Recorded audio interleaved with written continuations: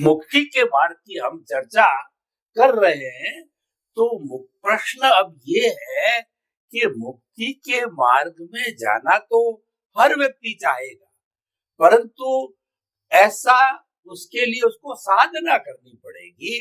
तो जितना समय बचा हुआ है उसके अनुसार मैं जानना चाहूंगा कि सतत साधना बनी रहे, निरंतरता नहीं रहती है तो हम अपने टारगेट को, अपने लक्ष्य को प्राप्त नहीं कर सकते।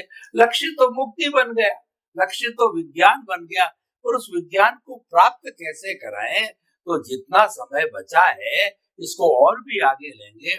उतने समय में कृपया आप बताइए हमारी सतत जागृति जो है किस प्रकार बनी रहे, ताकि हम लक्ष्य की ओर बढ़ते रहें और जो हो रहा है उसकी तरफ विशेष ध्यान न दे, उसकी वैल्यू नहीं करें। तो कृपया वो बताइए। धन्यवाद।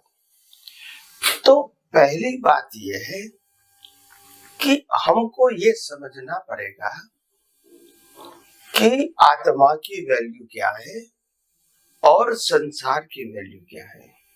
दोनों की वैल्यू तो है, ऐसा नहीं कि वैल्यू नहीं है, मगर अगर हमको आत्मा की अनुभूति करना है तो संसार की वैल्यू 0 करना पड़ेगा, और अगर संसार की वैल्यू करना है तो फिर आत्मा को लक्ष्य में रखने की जरूरत नहीं है। सिर्फ यही देखो कि हमको इंद्रियों से प्राप्त हुए सुख का लाभ कैसे हो सकता है, इसमें सनातन की बात नहीं आएगी। तो हमारी दृष्टि के ऊपर निर्भर है, और वो दृष्टि पाने के लिए भी दृष्टावान पुरुष चाहिए। अगर वो हमको सामाजिक और धार्मिक देने वाला है, दृष्टि देने वाला है, तो हम संसार में संसार को समझ सकते हैं और पाप पुण्य को समझ सकते हैं और चारों गति में हम घूम सकते हैं। और अगर हमको ज्ञानवान जागृत प्राज्ञ पुरुष मिल जाता है तो हम मुक्ति के मार्ग में भी आगे बढ़ सकते हैं। मगर मुक्ति के मार्ग में आगे बढ़ना मतलब संसार की सभी अवस्थाओं की वैल्यू 0 करना, स्लोली एकदम से नहीं। तो कहने का मतलब ये, और आत्मा की वैल्यू तो सनातन है, वो कभी एंड होने वाली नहीं है। तो ये दृष्टि के अंदर एक तरफ संसार है और एक तरफ आत्मा है।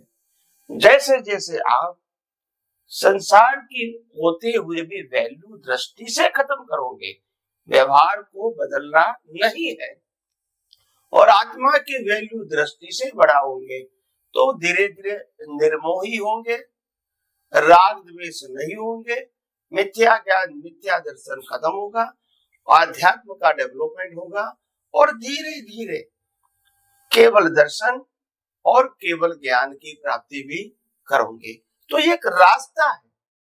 तो ये रास्ते में सतत आंतरिक जागृति की कीमत है।